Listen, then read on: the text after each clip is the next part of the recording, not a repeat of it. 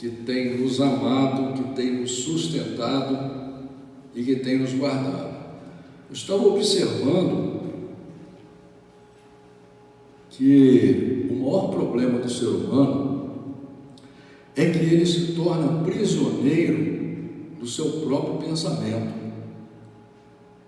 Às vezes a pessoa bota um pensamento na cabeça e ela fica tomada por aquele pensamento, ela não consegue enxergar para os lados, para cima, para baixo, não. E ela fica presa naquele pensamento. Às vezes, aquele pensamento leva ela a um suicídio, leva ela a uma separação, leva ela a matar alguém, a criar uma situação de conflito, de guerra, porque ela se prendeu naquele pensamento. Se escravizou pelo seu próprio pensamento. E o que acontece quando você fica escravo do seu pensamento? Você passa a não dar valor à sua própria vida. Aí vai depender da circunstância. Se você conseguiu o dinheiro que você queria, se você conseguiu fazer a viagem que você queria, não é? Se você não perdeu a pessoa que você não queria perder, porque tem gente que namora às vezes 2, 3 meses, só porque a pessoa não quer ficar com ela mais, ela se acha no direito de matar a pessoa, ou de suicidar. Talvez aquela pessoa, se ela ficasse com ela no caminhar da vida, ela mesma não ia querer mais ficar com aquela pessoa, entendeu? Mas se torna escravo daquele pensamento maligno, pensamento que cega, que deturpa e que tira a razão da vida. Por isso é tão importante a gente vir à igreja, por isso é tão importante a gente ler a Bíblia, porque quando você vai lendo a Bíblia, as palavras da Bíblia vão entrando na sua cabeça para te dar uma direção e para te libertar. Por isso que Jesus falou: conhecereis a verdade vos libertará. É impressionante o tanto que a Bíblia liberta a pessoa. E na verdade, as pessoas só podem ser libertas pela palavra de Deus. Essa história de libertação espiritual aí, você reza pela pessoa, a pessoa fica liberta, isso aí é muito complicado.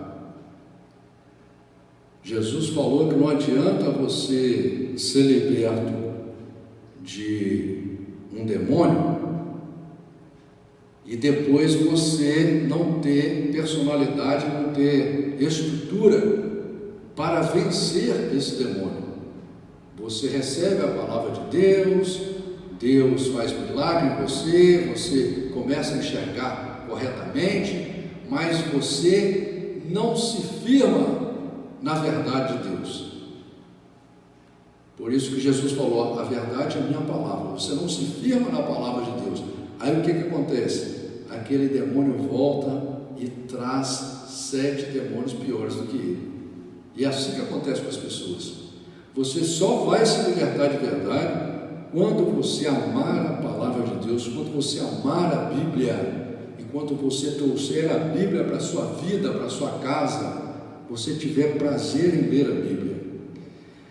Louvado seja esse Deus maravilhoso. Livro de Mateus, capítulo 14, que diz a palavra do Senhor assim: naquele tempo ouviu Herodes, o tetrarca, a fama de Jesus, e disse aos seus criados: este é João o Batista, ressuscitou dos mortos, e por isso essas maravilhas operam nele, porque Herodes tinha prendido João e tinha o manietado e encerrado no cárcere por causa de Herodias, mulher de seu irmão Filipe, porque João lhe dissera: não te é lícito possuí-la, e querendo matá-lo, temia o povo, porque o tinha como profeta. Festejando-se, porém, o dia natalício de Herodes, dançou a filha de Herodias diante dele, e agradou a Herodes. Por isso, prometeu com juramento dar-lhe tudo o que pedisse. E ela, instruída previamente por sua mãe, disse: dá-me aqui num prato a cabeça de João, o Batista. E o rei afligiu-se, mas por causa do juramento e dos que estavam à mesa com ele, ordenou que se lhe desse, e mandou degolar João no cárcere. E a sua cabeça foi trazida num prato e dado à jovem, e ela a levou à sua mãe. E chegaram seus discípulos e levaram o corpo e o sepultaram, e foram anunciá-lo a Jesus. E Jesus, ouvindo isso, retirou-se dali no barco para um lugar deserto, apartado. E sabendo o povo, seguiu a pé desde as cidades. E Jesus, saindo, viu uma grande multidão, e possuído de íntima compaixão para com ela, curou os seus enfermos. Antes eu quero explicar aqui, irmãos, que aqui está mostrando uma situação que, quando a gente lê, parece até mentira, né? Que uma mãe incentiva uma filha, uma mãe que cometia adultério, porque ela estava com o irmão do marido dela, que conhecia a palavra, e aí o homem de Deus fala a verdade, e ela incentiva a sua filha para que, usando o seu corpo, convença o rei de cometer um assassinato tão cruel e tão absurdo, e matar uma pessoa do bem, uma pessoa decente, uma pessoa correta. Mas quando a gente lê isso aqui, a gente não dá muita importância, como se fosse uma história de antigamente. Mas não se esqueçam, isso acontece ainda hoje no mundo inteiro, até aqui no Brasil.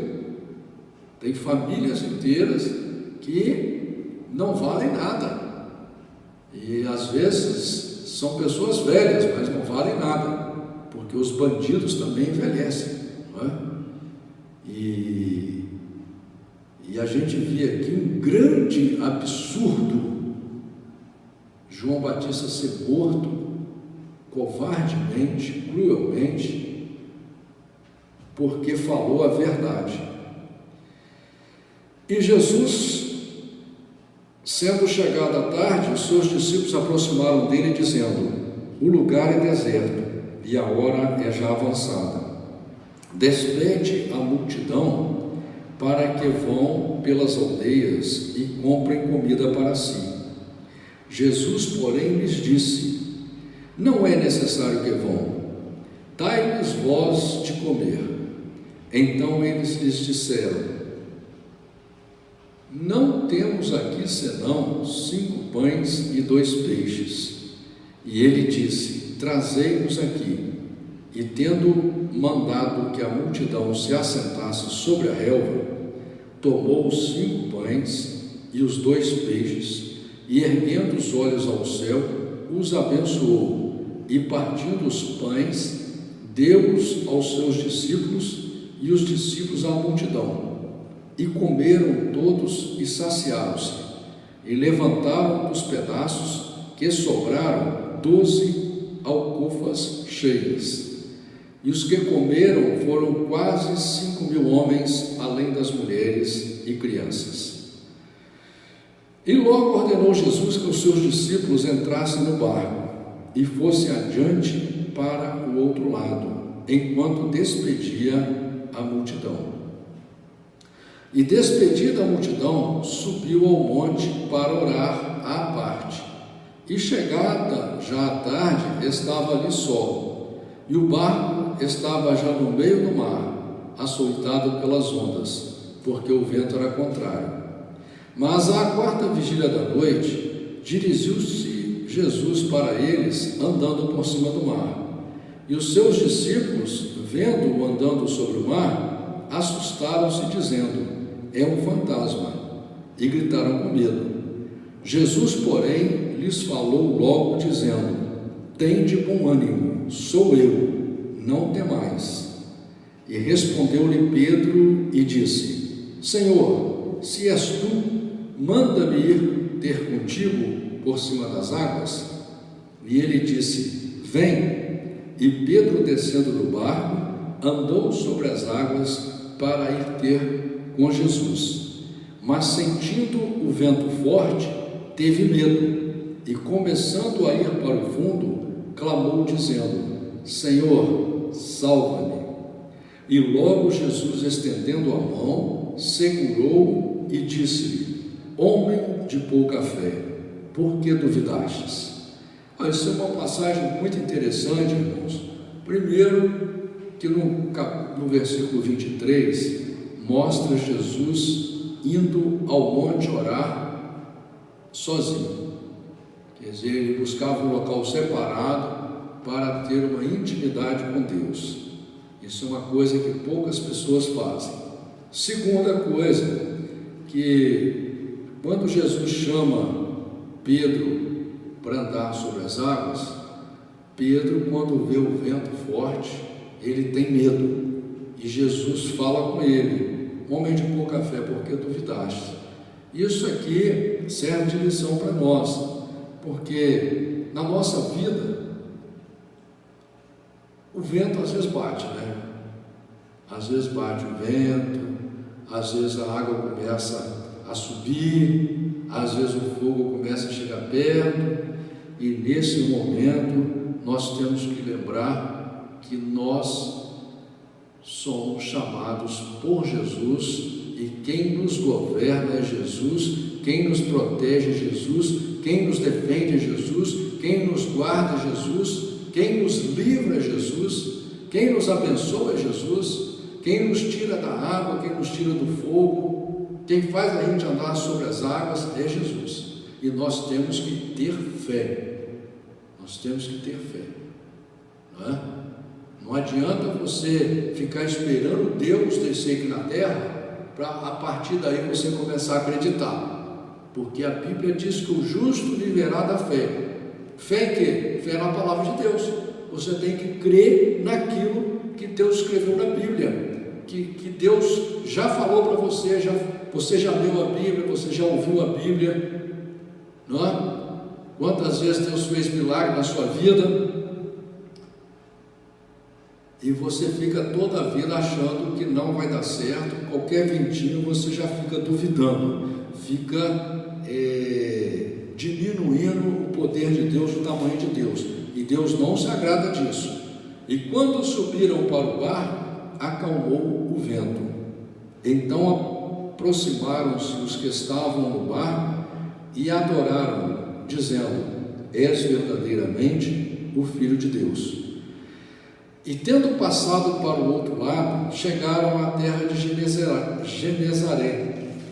E quando os homens daquele lugar o conheceram, mandaram por todas aquelas terras em redor e trouxeram-lhes todos os que estavam enfermos, e rogavam-lhe que ao menos lhe pudessem tocar a orla de sua roupa, e todos os que a tocavam ficavam sãos.